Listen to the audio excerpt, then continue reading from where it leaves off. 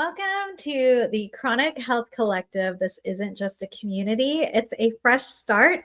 We've gathered the best coaches and experts to help you reclaim your energy, to heal from the inside out, and live with purpose.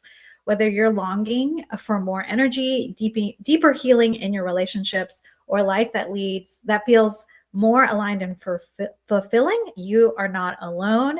Happy New Year. So glad to be with you. I am Leandra Frey. I am a life and dating coach. And today's topic, we are going to be talking about healing after a heartbreak, whether that is a divorce or you just got out of a relationship, you're in a new season. And so a lot of the work that I do as a life and dating coach is I help people figure out how to move past their past and create something new for their future. So we'll be learning a few things, a couple of tools, and then just some thought process that would help you get through that, and then how to move forward into your new future, because 2026 is a very powerful year. And just, we're in the second half of our 20s. So that is pretty amazing.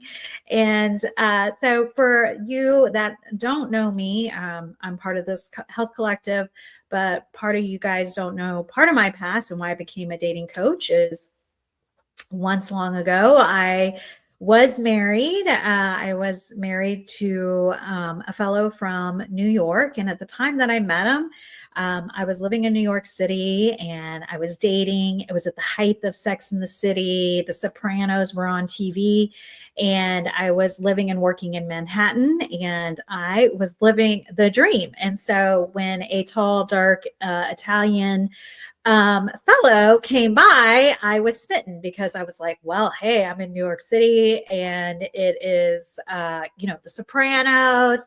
So we immediately started dating, and I thought I was winning because I was like, hello, come on. And yeah, we got married shortly after meeting, maybe a couple of years, and I really thought I was winning, but little did I know how much values are important to choosing your husband. And so we got married. Our foundation and our values were probably not the best thing that had not had great stability. And so right after we got married, we had a couple of things that happened, which was just both of us moving back to Texas, not moving back to Texas, me moving to Texas, and then him coming to Texas, which put on a lot of stress on our very young marriage. My mom was sick with a long-term illness, and then she passed away. And in the middle of that, I lost my high-paying job, the one that had taken me to New York. And so because our marriage did not have the foundation, to just any good foundation, it crumbled easily over those life circumstances. And those three big events happened in the course of 18 months. And so we didn't have a chance. And so we got divorced shortly thereafter. I think we lasted maybe 3 years on paper. It was devastating. I cannot begin to tell you how devastating it was for me, especially my parents. They had been married 40 plus years, literally till death do they part. And also my identity, I was a mess, right? I had lost my job, and now I'd lost my mom, and then now I lost my marriage. So my heart and my identity had just fallen to the wayside. And so I just didn't know how to recover. I didn't know anything about life coaching back then. I don't think they existed. There was therapy, there was grief share, I think, which is still in effect. Grief share is super important. But trying to handle all those losses at once definitely put me into, I wouldn't say a deep depression, but just devastating loss. And so thanks to my friends, my church, my family, they really got me through that. I did not hide. I did not do the thing where we kind of retract from the world. I do have my past self to thank myself for not doing that. We'll talk about how that really helped me move past the heartbreak. But I wanted to set the stage for you guys because I know some of you guys in your new year, 2025 may have been a devastating year for you guys, whether it was a divorce, a death, an illness, a loss of job, right? All of those attack our identity. And so we'll talk a little bit about that, about our thinking. And so, and with this being said, today, I usually like to call it the Heartbreak Clinic because we're going to learn how to heal our heart faster and not spend so many years spinning over what the past or what could have been or what I should have done. We go into the thing where it's like, I shouldn't have gotten married, and we're not doing that today. So I really want to talk about how you can move past that heartbreak, right? So that's a little bit what we're going to do. But first, we're going to talk about a tool that I use in my coaching. We may have talked about it in some of my past webinars, but if this is new to you and you needed to see it another time, we're going to talk about that, and that is the model. Then we're going to talk about how to let go of the past and not live in regret, and then we're going to talk about getting unstuck and then planning for the future. So we got chock full of stuff today, and I'm excited. But the first thing we're going to talk about is called and I probably should tell you, I didn't even tell you, I did recover, and now I'm happily married since 2018. So forgot to tell you, I have 2 dogs and 2 cats with my very cute husband, and he is super sweet, and we have all the tools that we need to make it through our own circumstances, and we have a good foundation. But that's for another webinar, talking about having the right values and foundation for your getting married again. So today I'm going to talk about the model, and it is a thought tool that was created by a lady named by the name of a lady called Brooke Castillo of the Life Coach School, where I got Life Coach certified. But it's just a tool that is similar to that of looking at what your thoughts are creating. Why are you doing the things that you're doing? We talk about transforming and having thoughts similar to Eckhart Tolle, which is The Power of Now, Byron Katie, and we have Viktor Frankl, Man's Search for Meaning. If you've ever read some of those works, it's about how your thoughts create your results and overcome your circumstances. So those are all great books. And then the final book that I always like to talk about that really talks about your thoughts is the Bible. If you read about Romans, it's always about the renewing of your mind. And actually, it's everywhere in the Bible, but not just the mind, the heart, right? It talks about the heart. And what are we talking about today? The heart. So, but there are some components to the model.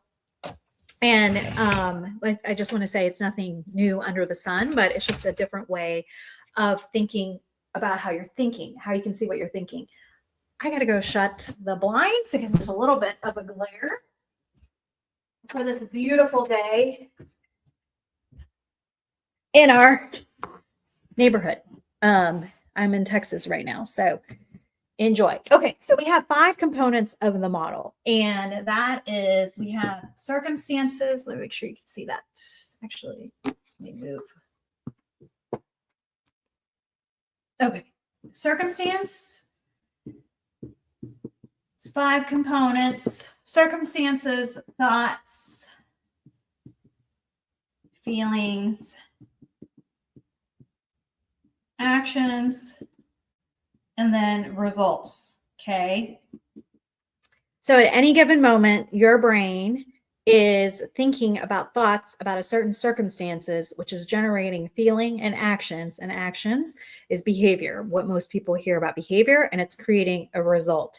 So an example of that, a circumstance is a fact. It's something that can be proven in a state of law. So it's not an opinion or anything. It's a fact. It can be something someone said or something someone did, or it could be like the temperature is 65 degrees here in Texas, right?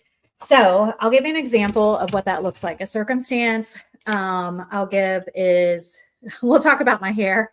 My hair, I used to have green hair. So someone gave me their thoughts about my green hair one day, And so it was, Leandra has green hair. Okay. And her thought, we actually did a thought model on it. She has green hair. She was like,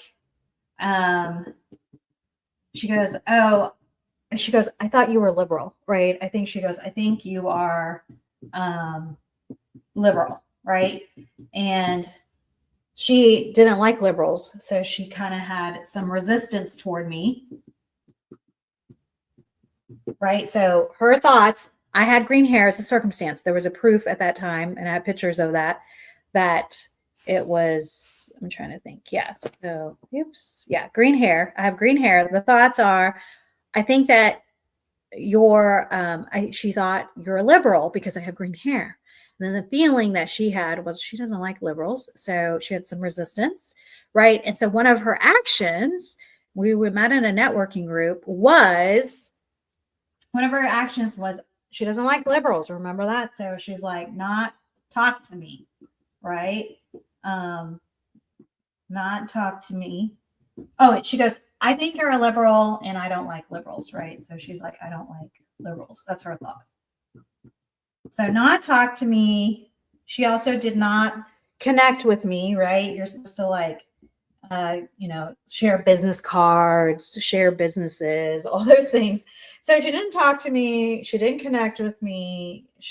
So these are your actions are related to what you're doing or not doing, right? So it would be like, in this case, she's like, she doesn't like me. So everything that her behavior is like, no. And she would not talk to me, not sit next to me. I mean, it could be a myriad of things, not sit next to me, and not speak well of me, right?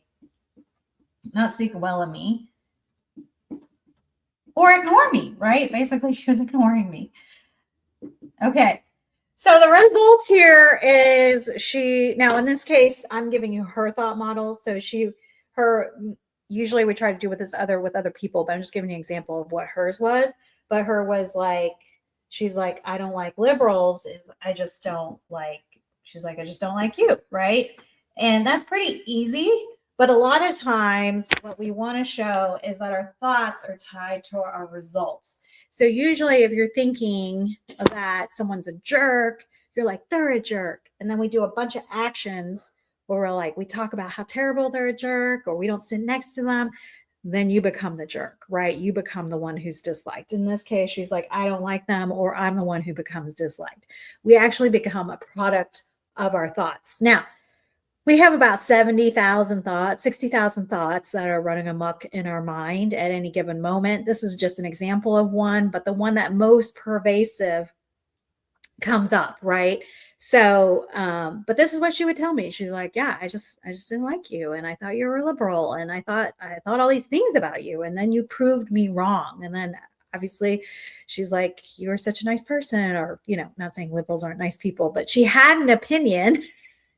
And she almost didn't give me a chance, right? Because of a thought that she had. And so part of the work that I do with the dating space is you have an initial thought about someone, but we still have to go past that to look at really what is the person is all about, right? And that's the work that we do as human beings, but we have to really see it in our brain. This helps see what's really going on. So a lot of times when I'm working with this particular thought, or I'm working with someone and they may not know what their thought is. It might be a behavior. So it might be like, for example, I tend to eat. I like crunchy things. And so when I'm nervous, I like to crunch on things. So a lot of times I'll have to identify, why am I wanting to eat a bunch of chips? It doesn't come out of the clear blue sky. A lot of times it's because I'm nervous. And it could be nervous about my business. It could be nervous that I'm about to fly on a plane. I get nervous when I'm about to fly. And that generates all sorts of behavior. So you always got to be checking your thoughts. But the reason I'm showing you this is where we're going for our working on our hearts is we got to see what our thoughts are and what is causing us pain, and how we can honor our feelings and thoughts and then move through them. So we're going to be talking a lot about that. And one of the thoughts that we're going to be looking at, 3 thoughts that come off of divorces, is distrusting, self-sufficient independence, and if only I wish. So we're going to be talking about those 3 things and really delving in and how that shows up in someone's dating life, how that shows someone when we're grieving or if we're really mad or we lost something, how it can really impact our life if we're not paying attention to what's in our brain. And then how to move to other thoughts, right? So we will be talking more about this after the break. So looking forward to that, because and that's only the 3 pervasive thoughts that happen after a divorce or a breakup, is especially the if only I had known, if only I had broken up sooner, if only he hadn't done this, if only, we're going to be talking a lot about that. So, but we wanted to identify what that looks like in your brain. Stay tuned. Looking forward to it.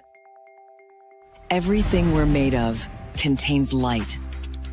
From the sun that feeds our world to the energy that flows within us. With LifeWave X39, we've found a way to put that light to work. With X39, we achieved something remarkable in the field of wellness and science that others could not. By utilizing LifeWave's unique patented technology, X39 uses light to elevate GHK-Cu, a copper peptide known to support overall health and wellness. Unlike traditional light therapy, X39 uses the body's own infrared light to naturally increase vitality. By gently stimulating the skin with light, our non-invasive, non-transdermal X39 patches help you conquer your active lifestyle and pave a new way to vibrant health.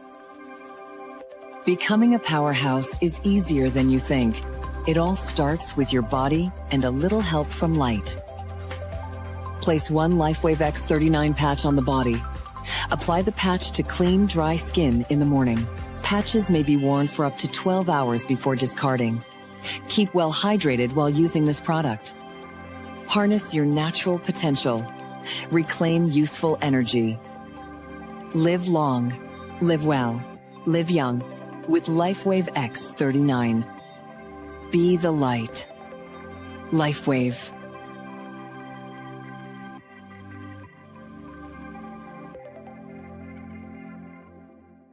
When you look in the mirror, do you see skin that's just dry, tired, and stressed? It's time for a new ritual. Introducing Deep Love, the Blue Botanical Face Cream by Coolness. We've captured their tranquil essence of blue botanicals in a cloud-soft formula that deeply soothes irritation and restores your natural, healthy glow. This isn't just skincare, it's an act of self-care. It's Deep Love. Find your calm only at coolness.com. Scan the QR code now to visit our website.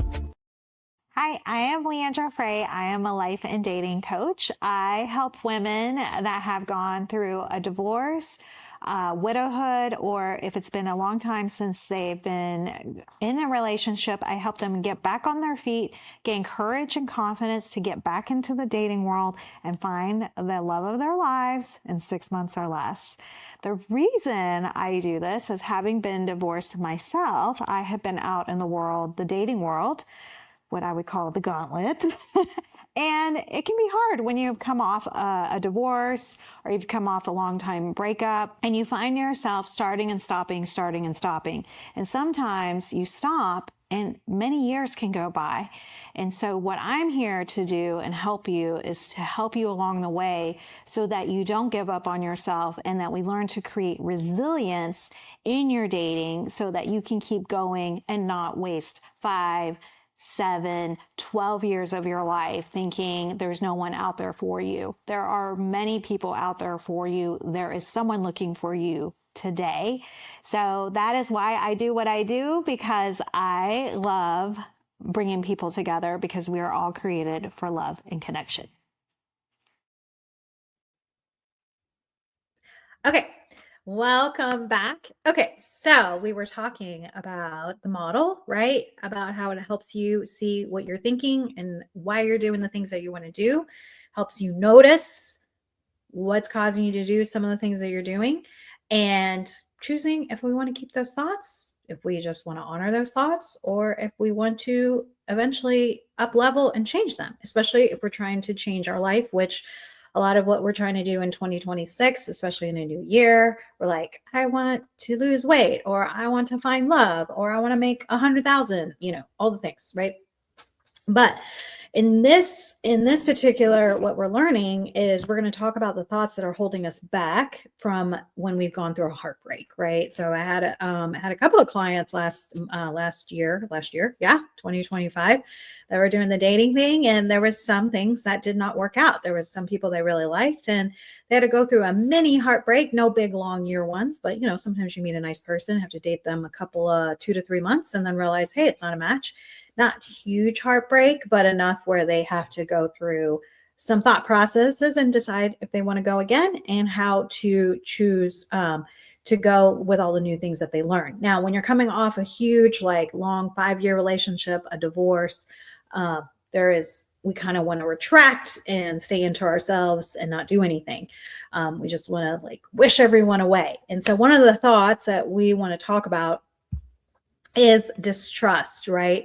So when I'm working with people, especially if it's been a long time since they've been divorced, they were like, I just don't trust anyone, right? So they'll say, I just don't trust men.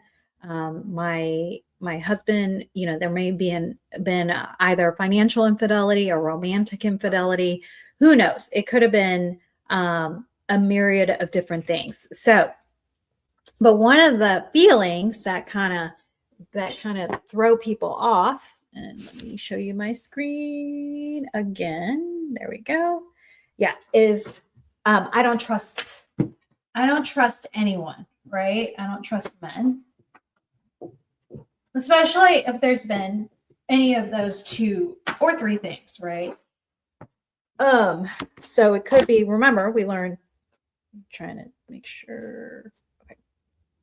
Okay, so we have, yes, you can see that. Okay, so we have our circumstance, and your circumstance may have been, we'll just go with, we'll do a regular, he cheated on me, right? So, he cheated on me, right? With my best friend. I actually had a client recently that was her past. He cheated on me with my best friend, right? Okay. So her thought, she could have a lot of thoughts, but her thought at that time is, I don't trust men, right? That's a thought that got generated. And then her feeling, we talked about what her feeling was, is distrustful, right? Distrusting. Okay. And then we have her actions and behavior that are related to this thought. I don't trust men, right? So what does that look like? Okay. Well, we know the number one thing that is that we just don't date, right? We don't date. She probably also, I don't flirt, talk to men, right? Because if she did, then maybe she would get on a date. Also probably complains about men. You'll hear them. You can usually see if someone it's pretty easy. Like if someone has been, cheated on, you'll hear the story, right? So you'll hear them complain about X, right? There's also some thoughts that are generated, might think poorly of myself, but for the most part, we'll look at the actions, but you'll hear complaints about X, talk badly about men in general, right? We start generalizing, talk about men badly, right? You'll start generalizing, right? If my man cheated on me, then all men are cheerleaders, or cheater. So we start generalizing, right? Sometimes we call them narcissistic. Start calling them names. They're all narcissistic, right? Okay, right. So we don't trust men, and then our results on that, right, is, I know we're gonna be like, what? How's this show up? It's like, yeah, you don't trust yourself with men because it's reflective of you, right? So, just myself with men, right? You're not trusting men, but in the end, it's like we just create, we would say, because most people are like, oh, you created a wall, right? It's because so much you're not trusting others, you're not trusting yourself to make a good decision about who you could possibly meet. So he cheated on me with my best friend. I don't trust men, just trusting, right? So her feeling is distrusting. So her actions and behavior are, I don't date, I don't talk to men, I talk badly about men, I complain about my ex. If there's kids involved, we might complain to our kids about our ex. We start generalizing, we call them narcissistic. And then in the end, your result is that you don't trust yourself, right? Which sounds counterintuitive. Most people don't like this part of the model, but that's usually what happens. We are tied to this, right? Our thoughts are what's creating our results. Now, someone that first sees this, when my client first saw this, she was like, whoa, I just don't like that. But she hadn't been married in a very long time because she had spent a lot of energy not trusting men and then bad mouthing him, right? Now, this is just an example. There's several, I've worked with others. And then she hadn't got married. But then the question was, when I ask a client, is like, hey, like, do you want to get married? Do you want to get married again? Do you want to try to remarry, right? Well, that requires some opening up of your heart and start to trust again, right? So we would change this whole model to possibly not saying, I trust men wholeheartedly. We don't do that. But we start saying, I trust myself to make a good decision, to choose the right guy. Or we start saying, my past does not dictate my future, right? My past is not my fortune teller. And that's a lot of times we'll just stay in the past of what that is. So this is an example of what a thought that can hold women back. Men too, right? If their spouse cheated or if there was infidelity and we say, never again, I won't ever get married again. I was just working with a divorce attorney just prior to this. And she's like, I have clients that are like, never again. And then I have clients that try again. So I'm like, hey, that's great. But also, like, I want people are created for love and connection. We want to give it a chance. But we got to identify when there is a thought like this. Is this what's showing up? And you get to ask the question, is this true? Is this kind? And does it serve me? This may have served you for a year, right, after your divorce, but it eventually stops serving you over time, right? Like if it's 20 years past your divorce, you're believing everything that happened 20 years ago. And now, that happened when you were 40 and then it's 60. Now, for me, I didn't have quite a thought like this. It was maybe I don't trust someone with my heart. But I still had to move past that. Otherwise, I realized, oh my gosh, it could be 12 years before I get married again. Or date again, right? I didn't get married again, date again. I wanted more than that. And I had to look at my thinking. Okay, so that was one of the thoughts. We're not going to solve this today. Right now, I just want you to consider it if that's what's holding you back and how it's showing up in your life. So if you're finding yourself like complaining, you have to ask, what's the initial thought, right? And what that looks like. Okay, so the other thought that comes up sounds, you're going to be like, what? This is not a terrible thought. No, it's not, but it does create some stuff. Okay, so usually after a divorce, there's a lot of, all of a sudden we went from 2 incomes to 1 income. There may have been financial infidelity, but there's a lot of stuff that happens where all of a sudden we're having to do stuff by ourselves, right? Where we're like, I'm a single mom or I have to do all these things. And so then there's this thought that is, I am independent, I'm going to say self-sufficient. Okay. And this is a very alluring thought, and it's preached all over our social media, or no, just not social media, but like our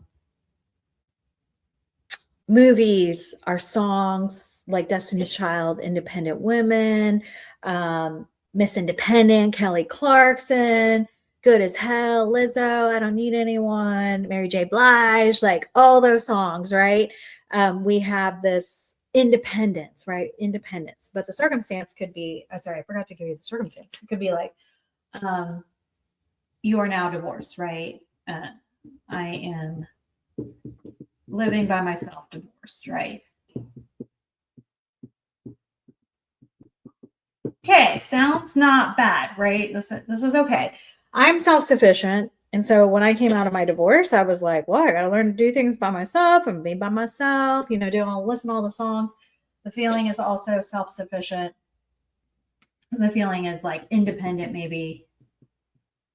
Not a bad, this is not negative. I just want you to notice some of the things that prevent us from moving on. Okay. So when you are self-sufficient, one of the things that happens is we don't ask for help. Okay. Okay. We don't ask for help. We do it all by ourselves. Do it, whatever that thing is, by ourselves. We may look on men with, what's their point? I say disdain, but like, what's their purpose? And then we just kind of, we stop asking for help, and we may stop dating, right? Because we don't need men, right? Men, I mean, what do we need men for, right? That's the mentality, right? And then my result is I am all by myself. Now, this is pretty simple, but I wanted to give this to you anyway.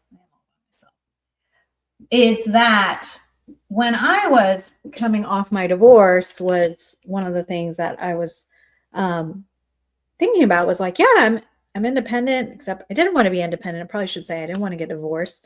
I really loved my husband at the time. And but I was like, everyone was like, yeah, you're by yourself and you can do it, and you own your own apartment and pay for your own car and blah, blah, blah, right? And so I was like, yeah, okay, great. But so much that even in my work, when I worked in the 9 to 5, you know, in the corporate arena, like I just also didn't ask for help at work, right?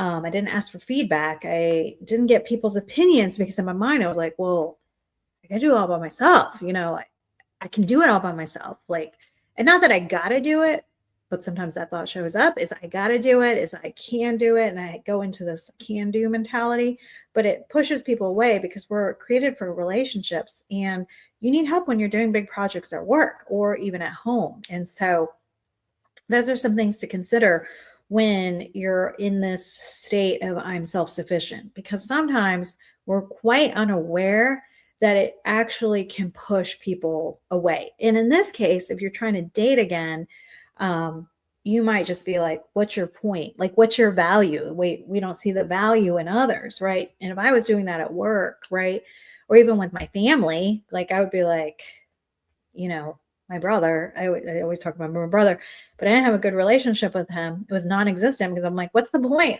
I'm fine by myself. I don't need my family. But it comes off very, it's like an easy thought, but not a problem. You just want to look at it.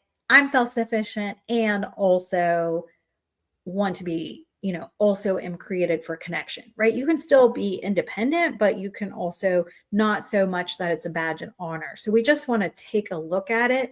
A lot of these things that we're doing is we're just taking a look at things so that you're very clear on, is this creating the life that I want for, you know, the year, right? Like, you know, if it's the first year out of a divorce, okay, sure. You know, you got to survive. I get that. You got to survive. You got to, you know, figure out the custody. You got to figure out how to make your own money. Yeah. For about a year, 18 months, you're a little bit in survival, but at some point you come out of survival. At some point you figure it out. At some point, I was barely making it for like the year after my divorce. but at some point I started flourishing again, but I needed to let go of this. I don't need anybody, right? So you want to be aware of that. So the next thing that we're going to be talking about is the if only I wish mentality.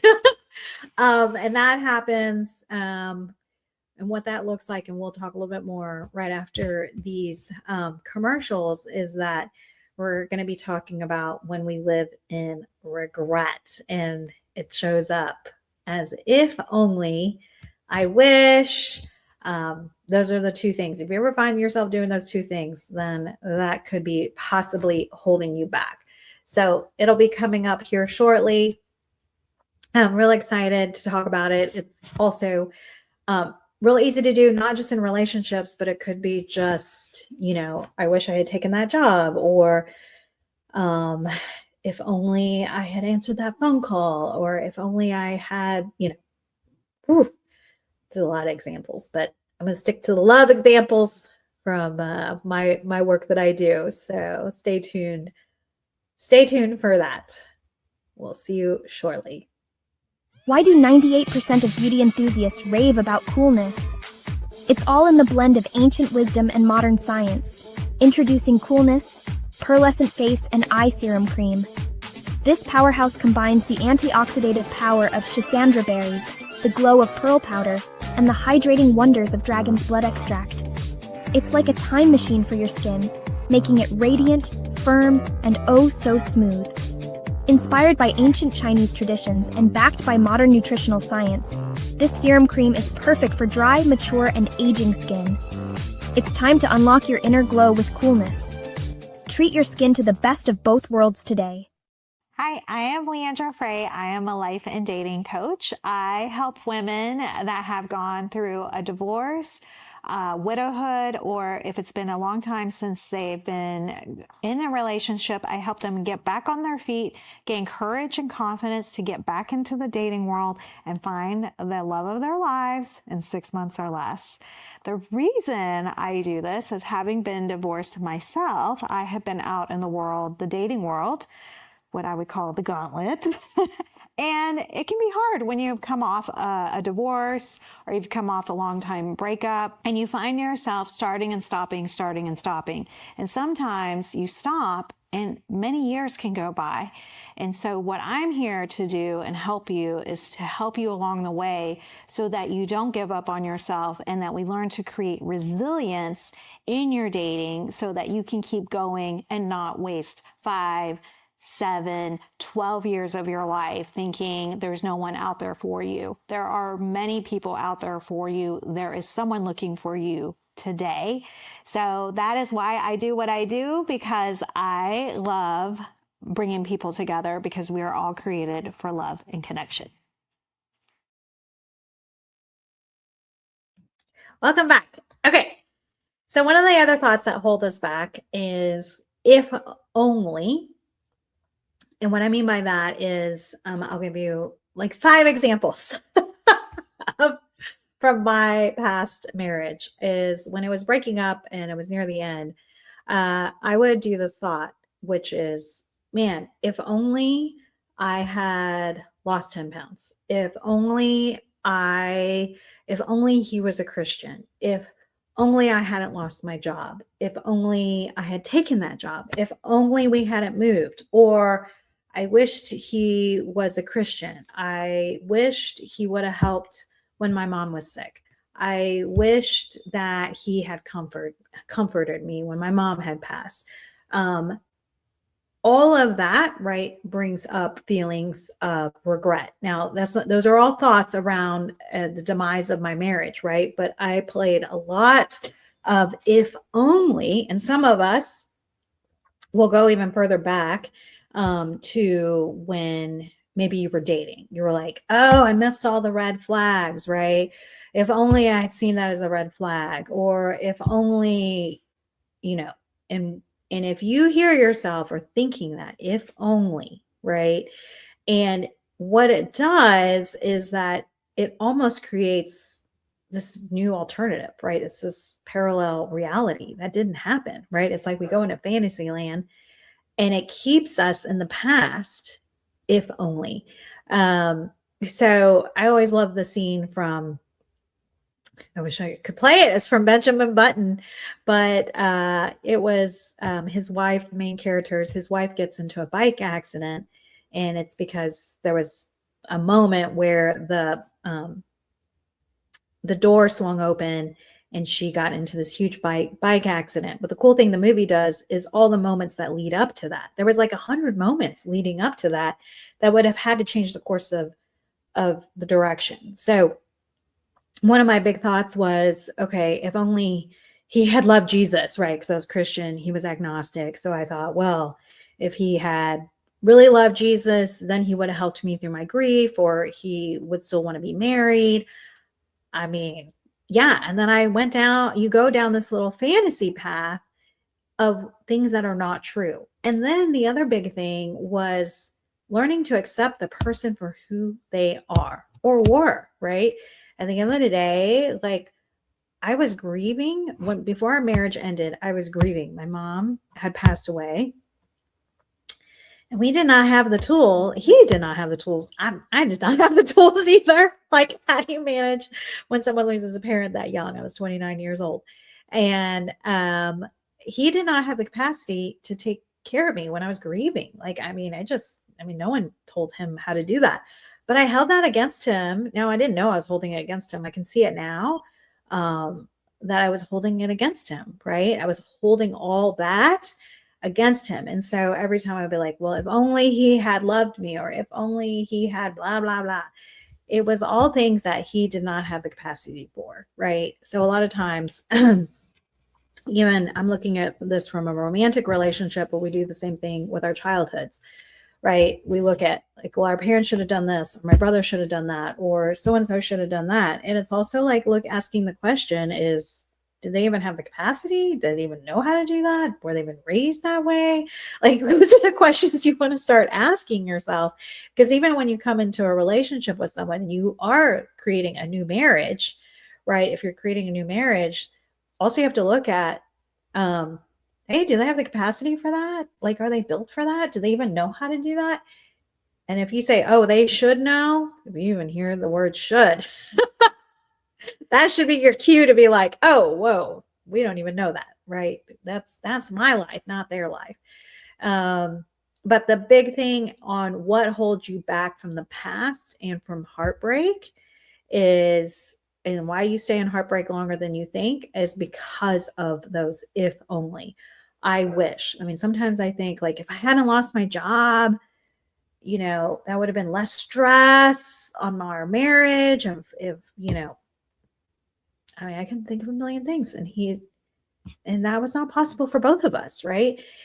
And when you learn to let those if only or I wish thoughts, there's peace, right? When you start to really embrace what the reality was, not an alternate reality, that helps settle us, right? If you look at a lot of the work that people do in the past, it's learning to accept what was and what people had the capacity for. Does it make it right? Does it still suck what we went through? 100%. I'm not dishonoring those thoughts and feelings, but when we stay stuck, that's the key word, is stuck. And just notice if you're doing it. So we talked about 3 big thoughts that hold us back, which is distrust, I'm independent, I'm self-sufficient, right? And then the third one is, if you notice you're doing the if only, or I wish, then you know that those are 3 major thoughts, and they show up in different forms, but just notice that. Your big thing, when you start noticing it, when you really listen to this, is we don't want to have no judgment for having those thoughts. Those are your natural thoughts that are coming. What I want you to notice is just start noticing these thoughts, right? Noticing when you go into a dark mood, or like, it'll be 20 years since my first wedding anniversary, right? If the day of our wedding anniversary comes up and I'm like in a deep, dark thought, I know that I'm probably living in the if only. Right now, I don't do that anymore because I'm happily married and I'm living in a new space. I'm living in my new future. I don't have time to think about that, right? It is what it is. And thank God I love my husband now. But you want to start noticing those thoughts, but have no judgment, and then decide, do I want to keep this? Right? If you ever read the book Soundtracks by John Acuff, he talks about, hey, is this kind? Do I want to keep this thought? And does it serve me? Right? Remember, for a time, these thoughts served you, maybe for a year or two after your divorce. At some point, decide, I no longer keep these. These are no longer serving me, and I get to choose something else. Right? And so that's when you get to decide, hey, I'm at peace. They didn't have the capacity. I'm curious about what is else available for me in my next relationship and final relationship, possibly. Yeah. Okay. So how do you plan for your future? Right. So we talked a lot about the past, but we got to talk about that because we got to know what's keeping you stuck. But now we get to decide, 2026, great year to decide, what kind of future do you want? And one of my favorite exercises that you'll do on the end, there's tons of exercises that you can do, but it's always my favorite, is it's a Tony Robbins, like way old exercise, but it's like where you spend 20 minutes, not 20, you take 5 minutes, it's like a piece of paper this size or even a notebook paper, and write things that you desire to do. Put on a timer, 5 minutes. And it could be anything, like I desire to do cookbook, to be a better cook, to run a marathon, to make 100K, to get out of debt, to buy a new car, to get a puppy, to lose weight, to go paddleboarding, whatever. Like I did this right around that time. I was a couple of years after I went through my divorce, and I was like, okay, I'll try it. I did it. And I took that little piece of paper and I put it on my wall. I wouldn't call them resolutions, because they're not. I wouldn't call them the goals. There weren't any of those things. Maybe a vision board, but mostly it was just me free writing. And most of those things did come true over time because I had it visually in front of me. And but it was all things that were creative and brought me joy, which was, I wanted to learn to salsa dance, which I did. I took lessons. I wanted to get nice. If you ever watched Terminator 2, Linda Hamilton, I love her biceps. I really wanted to get really strong like her. And I eventually became a CrossFit coach, which I am a CrossFit coach to this day. I wanted to become a gourmet cook. I didn't become a gourmet cook, but man, I became a great cook. And I did that just by following books in a recipe, or following recipes in one cookbook, like I cooked over the course of a year. Similar to, I forgot that movie, but it was Julia Child movie I loved that the character did. I think it was just called Julia. But anyway, but I did that exercise because a lot of times when we are in the past, right, we don't even think toward the future about what things that really bring us joy, what things that bring us desire. Take the time. It's worth 5 minutes.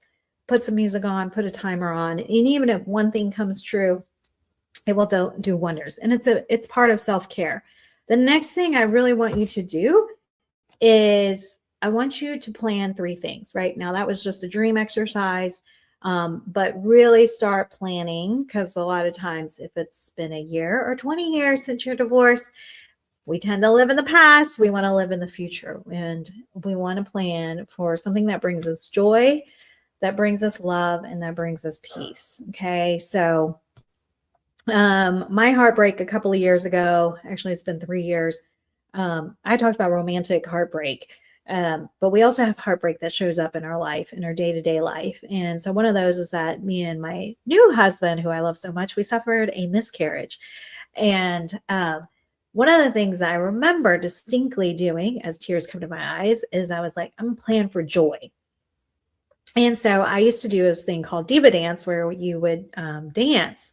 And that brought me joy. And I remember for that season of grief, and because I learned from my divorce, like, hey, we want to be moving towards something that brings joy and give you space to grieve, was that I signed up for a dance recital. So I was like, what am I doing? And I can't get out with all these 20-year-olds that, didn't know a thing about life yet or whatever. But yeah, every Monday we would rehearse, and for like 2 hours straight, my brain was not on my loss. It was on, oh my gosh, I have this recital and I'm going to be doing hip hop. And that space of being somewhere where I was creating something, which was creating, this awesome dance thing, and being with others, and being removed from my circumstance, which was being out of my house where, all the loss felt, very deep. I got myself out of that. And so sometimes whether you're, have lost someone, right, or lost something, or have come out of a divorce, the act of wanting to create joy, whether that's dance or taking a cooking class or, getting a book club, or I love paddleboarding. You'll see me go paddleboard. My birthday's coming up. I would be paddleboarding on my birthday, even if it's cold. There's all sorts of things that I choose to bring joy, right? The other thing is love, right? So does that mean you go into a romantic space again? Yes, I would encourage you to go into a romantic space. Obviously, the dating space is a little tough, but love could be, how do you want to spend your time, right? So that could be volunteering, doing something that brings love to others.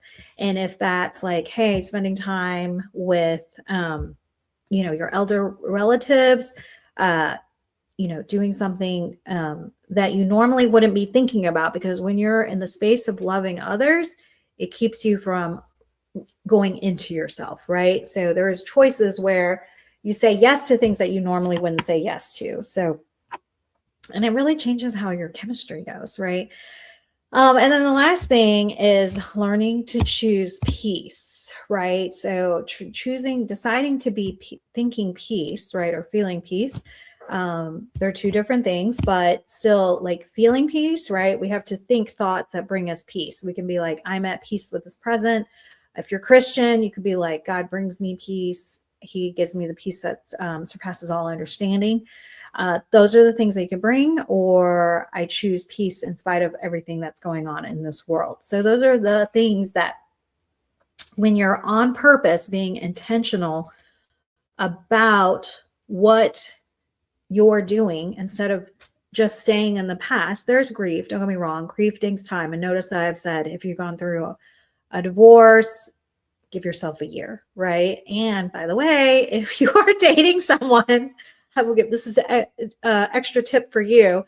If you are out there dating and someone is not a year yet out of their divorce, say, I will see you in 6 months or whatever. Wait for them to get past that time, because a lot of times someone may not be ready because they're still like stuck on what their husband did or didn't do, or their wife did or didn't do. So you also want to be, hey, give yourself that space. I remember even when I lost my mom, it took me about a year.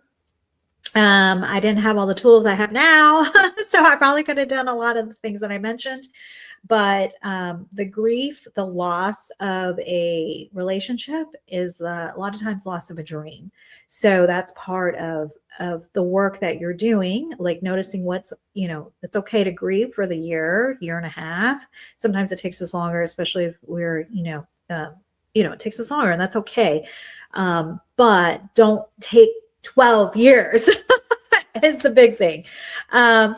So yeah, I love being here with you. I'm here with you in the new year. I am a life and dating coach. All the things that I do work with now is helping you find the love of your life. So the next this next month is going to be chock full. We got a vision board workshop coming up. If you're in the Dallas area, join us. We have a dating Q&A workshop that's coming up.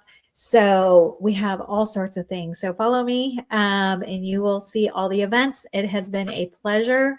I look forward to in the coming months that is coming. So excited.